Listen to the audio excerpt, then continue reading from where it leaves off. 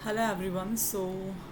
मैंने आपसे कल प्रॉमिस किया था कि हाँ, अगर कल मैं एक वीडियो अपलोड करती हूँ और अगर उस पर व्यूज़ ठीक आ जाते हैं, मतलब अगर आप लोग उसमें इंटरेस्ट दिखाते हैं मुझे, तो मैं आपकी क्लास लिया करूँगी, स्टार्ट करूँगी, दोबारा से कंटिन्यू करूँगी। ठीक है। पहले बीच में हमने क्लास बंद कर दी थी, ओके, लेकिन अब हम दोबारा से क्लास को स्टार्ट कर रहे हैं। ठीक है। तो हम किस चैप्टर के ऊपर बात करेंगे? तो वो चैप्टर जिसके ऊपर हम बात कर रहे हैं वो है आपका पी ब्लॉक। ठीक है।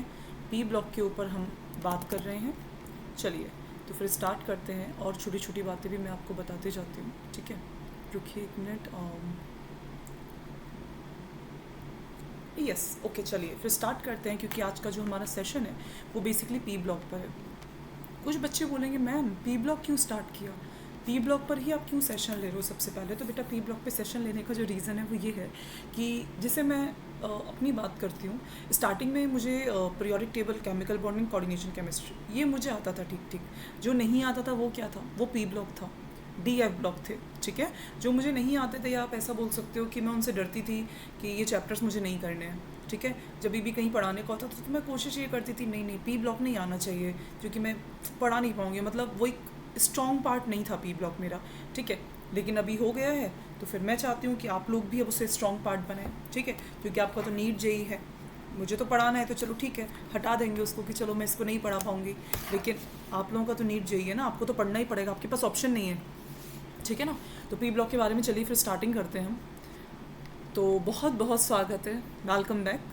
आप लोग सभी ने ज्वाइन किया। ठीक है।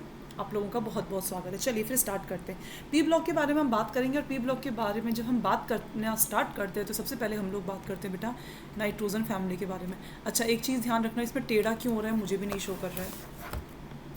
एक मिनट, मैं कोशिश करती हुई सीधा हो, ये टेढ़ा क्यों हो रहा है? नाइट्रोजन फैमिली, पता नहीं क्यों टेढ़ा हो रहा है। कोई बात नहीं, ठीक है ना, कभी कभी चल जाता है। अभी थोड़ा सा हो ही रहा है वो टेढ़ा, तो उसमें मेरी कोई गलती नहीं है, वो उसकी पैन की गलती है शायद। ठीक है, चलिए सबसे पहले हम नाइट्रोजन फैमिली की बात करते हैं। तो नाइट्रोजन फैमिली के बारे में जब हम लोग बात करते हैं तो सबसे पहले क्या चीज़ आती है? नाइट्रोजन फैमिली के बारे में जब हम बात करते हैं तो हमें पहले ये पता होना चाहिए कि इसके अंदर एलिमेंट कौन कौन से होते हैं।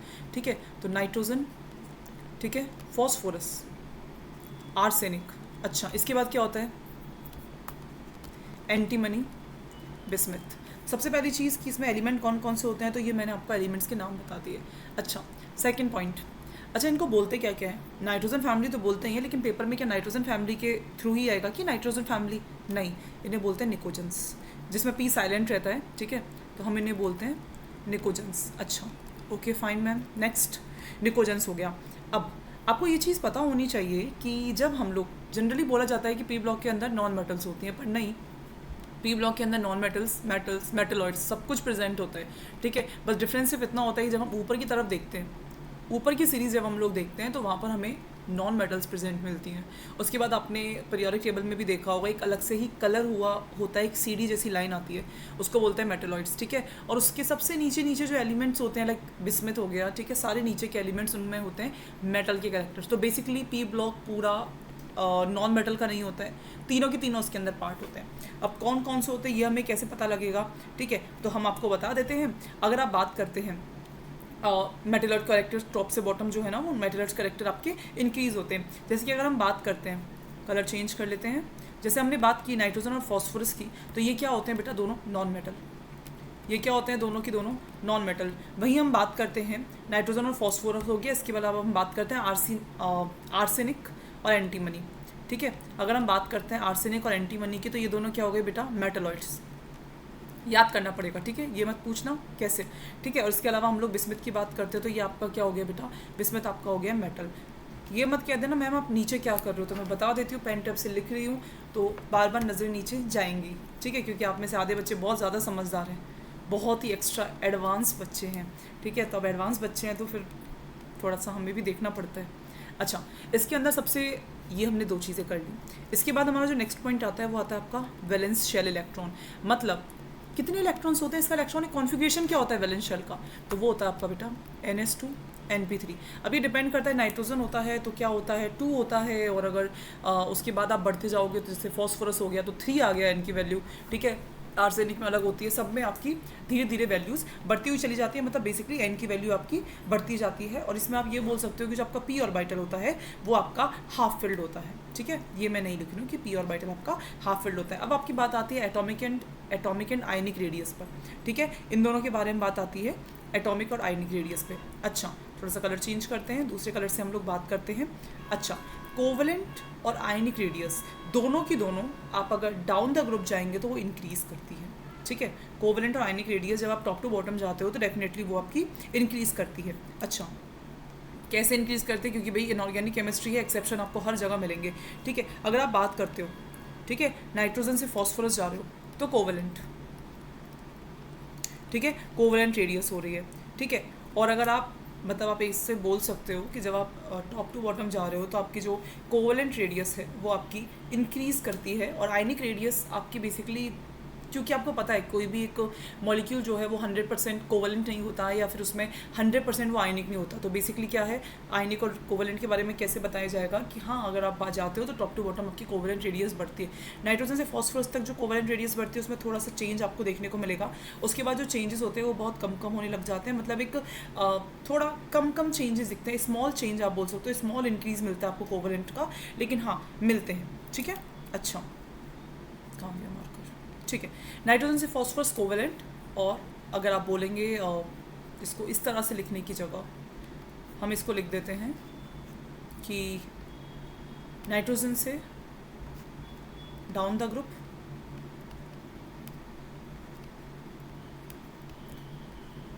कोवेलेंट रेडियस इंक्रीज, ठीक है। अच्छा, कोवेलेंट रेडियस आपकी इंक्रीज करती है। अब हम बात करते हैं बेटा आयोनाइजेशन एनर्जी की।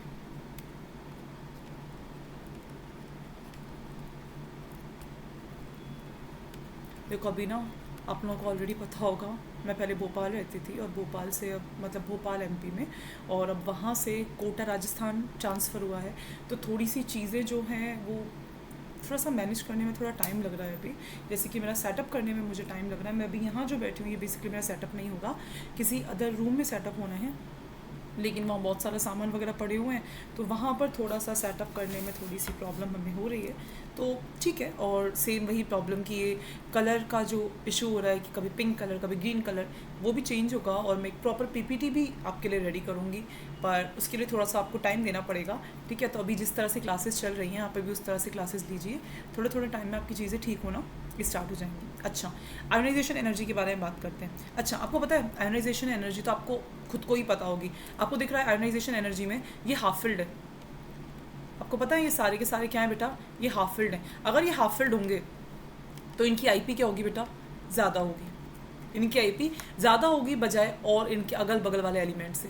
अच्छा, इसके अंदर एक बात और आती है, that is successive IP.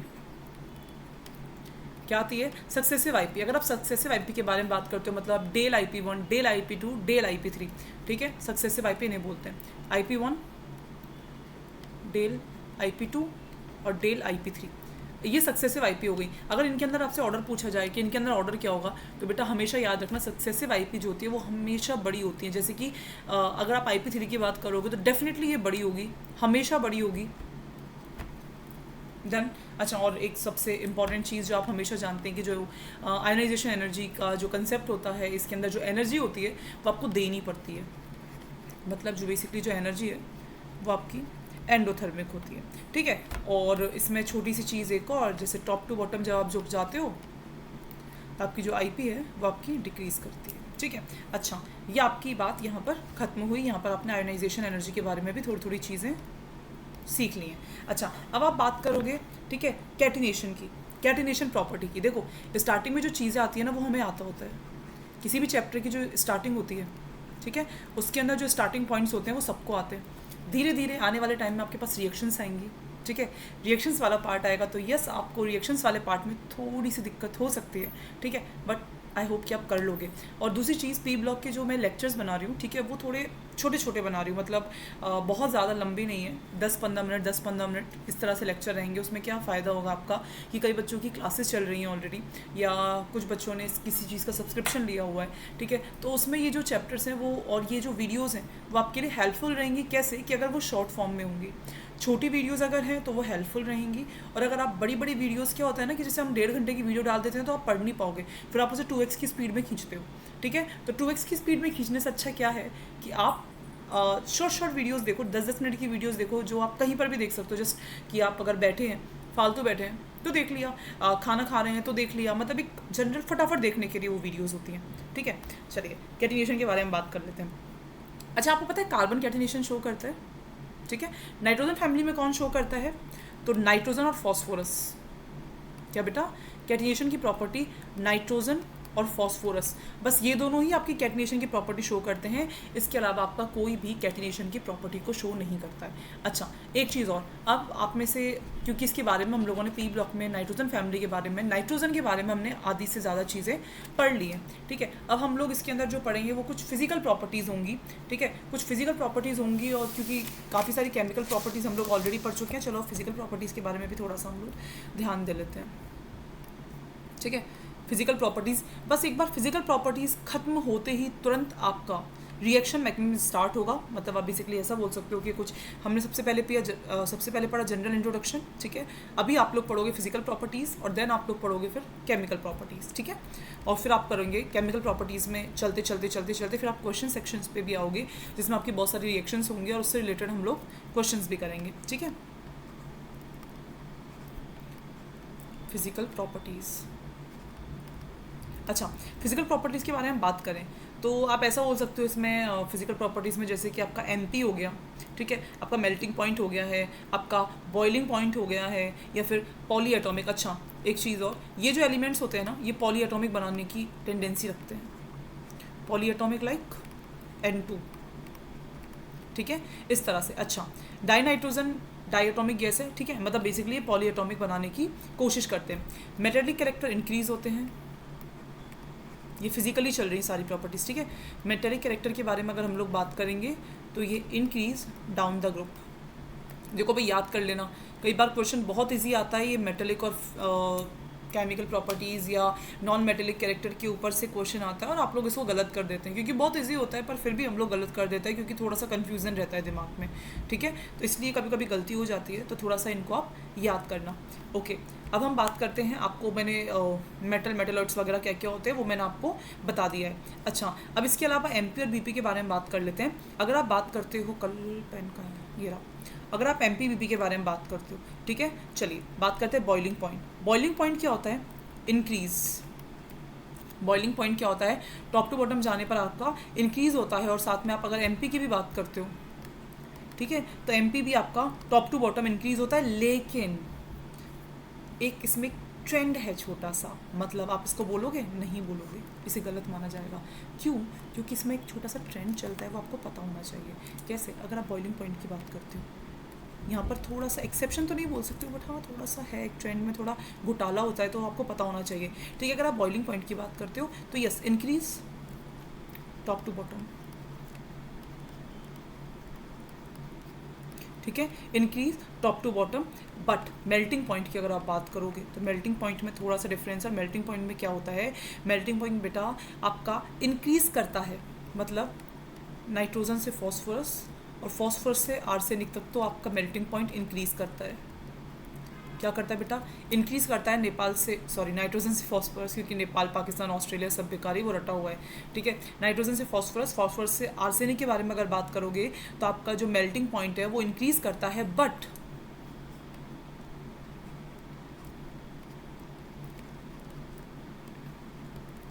Arsenic से एंटीमनी और एंटीमनी से बिस्मथ आपका मेल्टिंग पॉइंट आपका डिक्रीज करता है। क्या करता है बेटा? डिक्रीज करता है, ठीक है। तो फिजिकल प्रॉपर्टीज़ में बेसिकली आपसे यही चीज़ें पूछी जाती, यही चीज़ें बताई जाती हैं। आई होप कि आपको ये आज का लेक्चर थोड़ा थोड़ा समझ में आया हो, ठीक है। तो आज हमारी फिजिकल प्रॉपर्टीज़ हमने की है नाइट्रोजन फैमिली के ऊपर, ठीक है। और भी आने वाले टाइम में हम लोग और भी लेक्चर्स बनाएंगे, और भी आपके क्वेश्चंस कराएंगे। आई होप आज का सेशन आपके लिए मज़ेदार रहा हो। और सबसे अच्छी चीज़ जो मैं आपको बताने वाली हूँ कि हाँ, आप छोटे छोटे आपको लेक्चर्स का फॉर्म मिलेगा, जिससे कि आप फटाफट आप उनको कर सकते हो, ठीक है। चलिए फिर आज का सेशन यहीं ख़त्म होता है। Thank you so much.